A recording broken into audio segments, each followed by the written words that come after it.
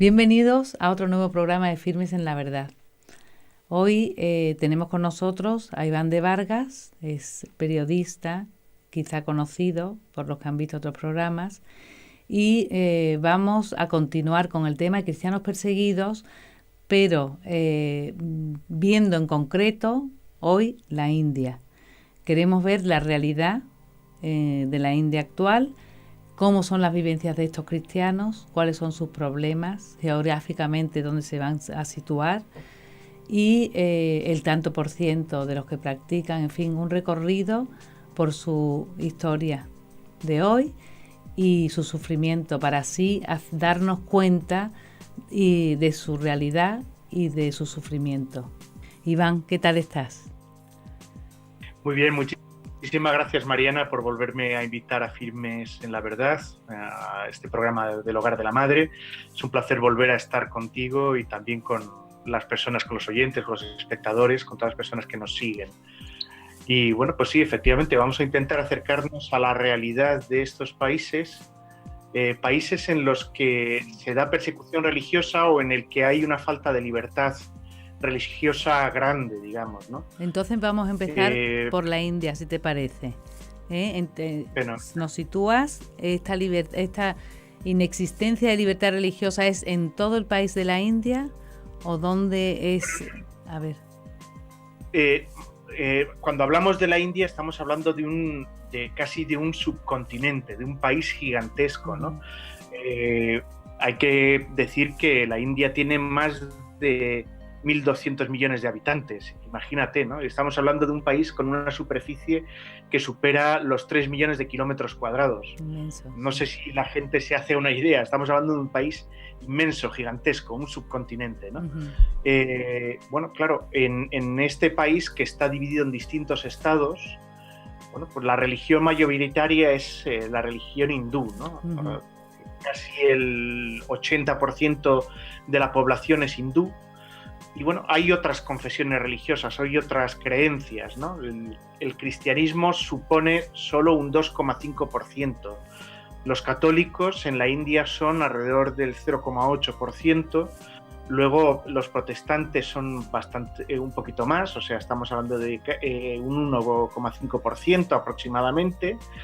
Y luego los ortodoxos son solo el 0,2%, en total un 2,5%.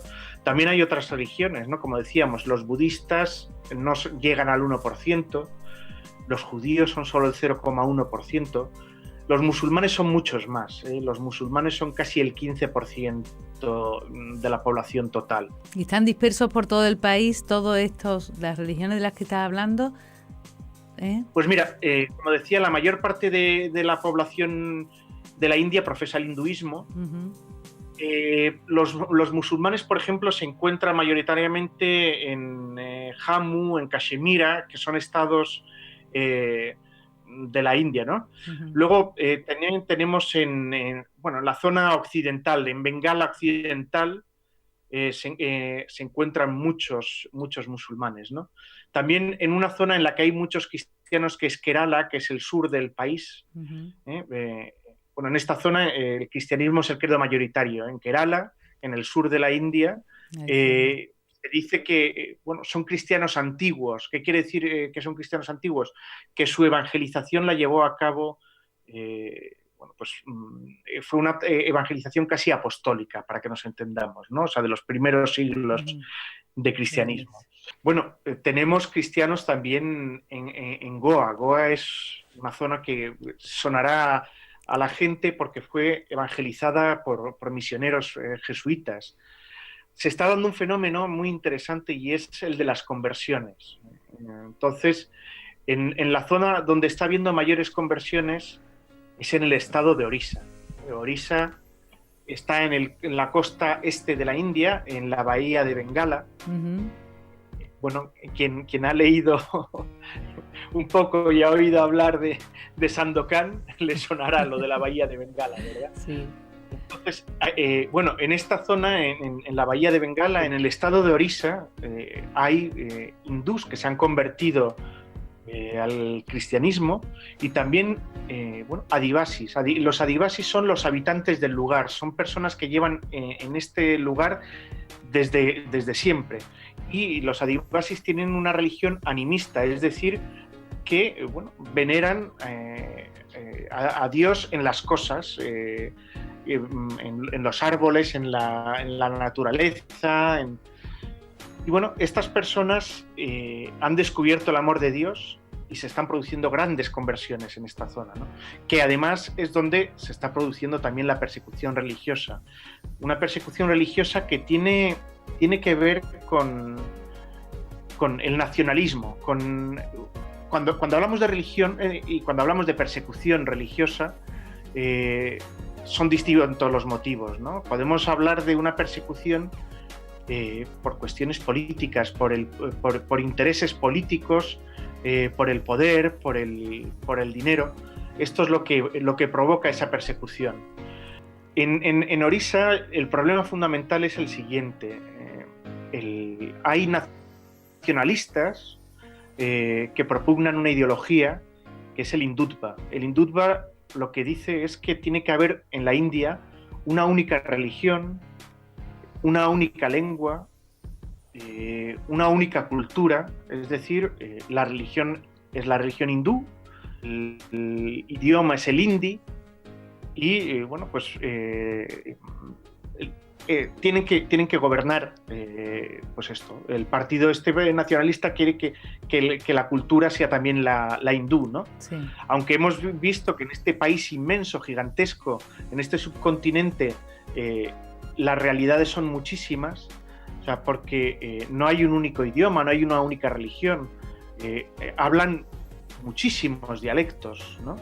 Entonces, esta gente que propugna el hindutva, este nacionalismo en la India, pues son lo que están persiguiendo a los cristianos, a los cristianos nuevos, a los conversos. ¿Y el motivo cuál es? El motivo es que esta gente ha descubierto que tiene, al descubrir el amor de Dios, que Dios les ama como son, que están dotados de dignidad, progresan, porque estas personas en este estado son muy pobres, o sea, pertenecen a la casta de los intocables. Claro, la última, digamos, casta dentro de este sistema que en teoría está abolido, pero que en la práctica no es así. Entonces, claro, cuando esta gente progresa, esto desestabiliza, digamos, el sistema que tenían, claro. El sistema económico, el sistema que se ha establecido para que funcione. Y el problema es que, detrás de estos nacionalistas hay un partido que en este momento está en el gobierno. Por tanto, esta situación se está extendiendo por el país y está generando una situación de mucha tensión. Los cristianos están encontrándose con muchísimas dificultades. Cuando una persona se quiere convertir, por ejemplo, tiene que hacer una declaración jurada, tiene que ir ante un juez y declarar que quiere dejar de ser hindú y para convertirse al cristianismo. Y hasta que no tiene este documento firmado por un juez, no se puede bautizar. Fíjate. Es una situación realmente complicada, ¿no? Aunque sea un número tan pequeño, porque un número tan pequeño tú dices, bueno, eso no les va a alterar casi, no sé a qué temen, ¿no? No es tanto. ¿Por qué les temen tanto? Claro, hay un temor porque el cristianismo se está propagando, aunque quiero decir, se les acusa, por ejemplo, a los cristianos de proselitismo, ¿no? Una cosa que es totalmente falsa. O sea, el cristiano no puede ser proselitista, ¿no? O sea, el cristianismo es una propuesta, pero nunca se va, digamos, bautizando a la fuerza, ¿no? Todo lo contrario, ¿no? O sea, la gente se siente atraída por el testimonio de los cristianos, ¿no? Gente que es auténticamente feliz, ¿no? Que ha descubierto el motivo de la felicidad verdadera. Y esto es arrollador, ¿no? Se contagia, la felicidad verdadera se contagia. y todo el mundo se pregunta, ¿no? O sea, ¿por qué son tan felices? Yo quiero ser como ellos, ¿no? ¿Qué es lo que subyace detrás de esa felicidad? Claro, bueno, pues por eso temen, ¿no? Temen que se propague el cristianismo y bueno, que puedan perder, digamos, ese estatus que han alcanzado, que se pueda tambalear la economía. Claro, la India es un país de muchísimos contrastes, ¿no? Encontramos a las personas más ricas en absoluto del mundo. Bueno, la mayor pobreza se encuentra allí, ¿no? También. Porque estos, por ejemplo, los cristianos perseguidos, tú cuando hablas de cristianos perseguidos en la India, a lo que los cristianos de Occidente ayudamos, ¿a quiénes ayudamos en concreto? ¿De Orissa o de qué partes de la India en concreto? O sea, donde está habiendo los ataques se produjeron, la primera oleada de violencia y de ataques se produjo en el estado de Orissa, allí, en el 2007. Vale. No te pega nada en la India, que parecen tan pacíficos, que exista esta violencia. Es como si fuera contradictorio para lo que siempre hemos entendido, ¿no? Del indio, que parece un pueblo tan pacífico, tan respetuoso, ¿no? A ver. Esta es la impresión que tiene la gente, efectivamente, y es lo que llama mucho la atención, ¿no? O sea, la India moderna de Gandhi, de la no violencia, que está recogida en la Constitución, sin embargo, bueno, pues nos encontramos con nacionalistas que propugnan una ideología basada en el odio, en la violencia, y realmente, bueno, como decía, en el 2007 se produjo una oleada de violencia totalmente impune. Las fuerzas de seguridad no hicieron nada y poblados enteros fueron arrasados. O sea, la barbarie fue brutal. Era gente a la que se le financiaba pues el alcohol, las drogas, para que estuvieran totalmente enajenados y pudieran hacer todo tipo de barbaridades. Yo no sé si merece la pena que entre en detalles de las barbaridades, de las atrocidades que hicieron en los pueblos, pero destruyeron casas, quemaron iglesias. Qué barbaridad. Bueno, 60.000 cristianos tuvieron que huir y estuvieron viviendo en la selva. Y han estado viviendo durante meses y meses en la selva porque pues sus poblados han sido arrasados, incluso por personas que vivían con ellos, personas a las que conocen con nombres y apellidos, ¿no? ¿Y no se alzó nadie, ninguna voz en su defensa en la India? Los únicos que han levantado la voz ha sido la propia Iglesia, ¿no? Los medios de comunicación han silenciado, como suele ocurrir siempre, ¿no? O sea, la gente desconoce. Eso, más que silenciar, que no se ha transmitido, no ha habido eco, ¿no? Porque como no es muy importante en Occidente que un minúsculo o una parte pequeña de población de la India les pase esto, pues no nos atañe, claro. Pero tampoco silenciar, ¿no? Lo único que no nos llega. Pero No, yo quiero ser muy claro. O sea, como periodista me puedo permitir criticar a mis compañeros y decir que ya está bien de que respondamos a los intereses de los poderosos. Sí. O sea, nuestra obligación como periodistas es informar de lo que es noticia.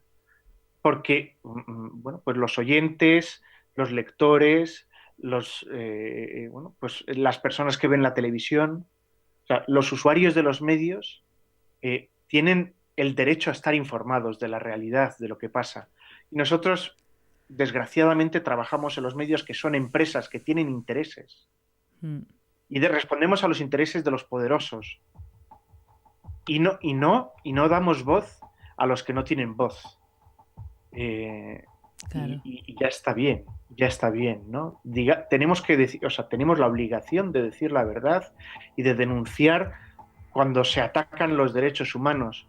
Y yo creo que en la India todavía ahí sí que será silenciado, ¿no? Ahí temerán, ¿no? Se encuentran al Estado enfrente, ¿no? Los medios de comunicación, los periodistas, ahí peligrarán a lo mejor si dicen la verdad o si mueven estas masacres que están teniendo lugar, ¿no?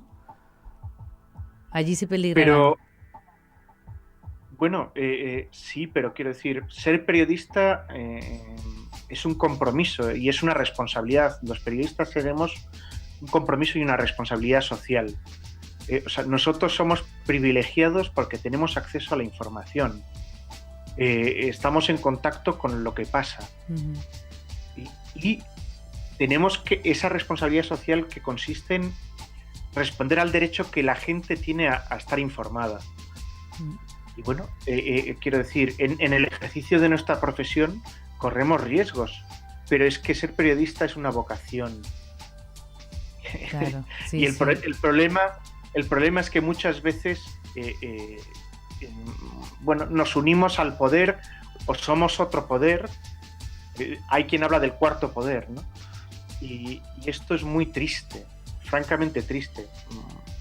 O sea, digamos que la cosa más importante es ser libre. Y esto es un don. La libertad es un don que hemos recibido del Señor. Y tenemos que defender la libertad. Y tenemos que actuar con libertad, porque es el don más grande que tenemos.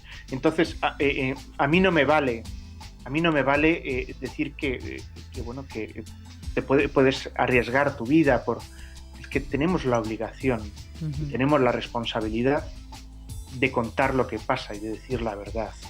Entonces yo nunca me voy a echar atrás. Lo que pasa es que como tú no habrá tantos y después el que es de la India le costará más trabajo, pero espérate que te quiero preguntar otra cosa. Entonces, el cristiano que está en la India y que no está en Dasira, el cristiano, su vida, esto hasta que les vinieron a matar este grupo de gente, ellos podían ir a su iglesia, podían practicar libremente, ¿no? Hasta que han pasado estas cosas, hasta 2007, ¿no? Has dicho tú.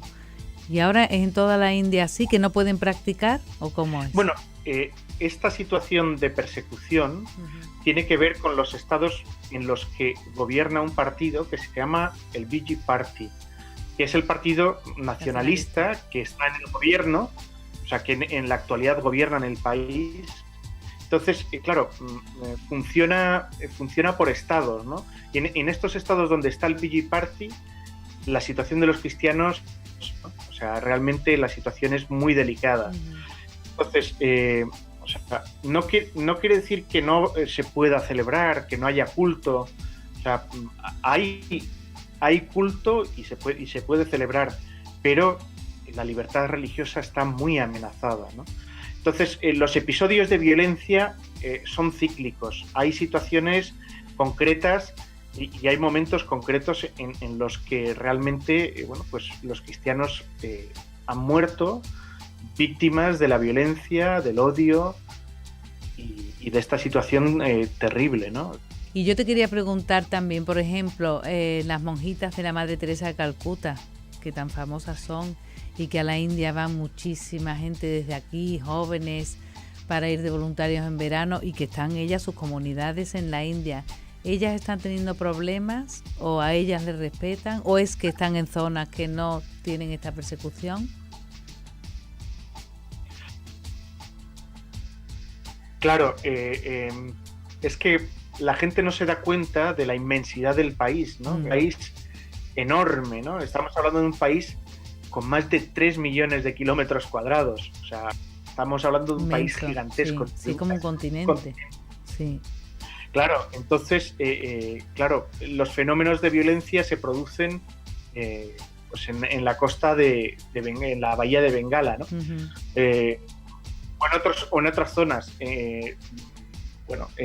Las religiosas de la Madre Teresa siempre han contado con mucho respeto, pero sí es verdad que en este momento y ante la situación política del país, las cosas se están complicando mucho, ¿no?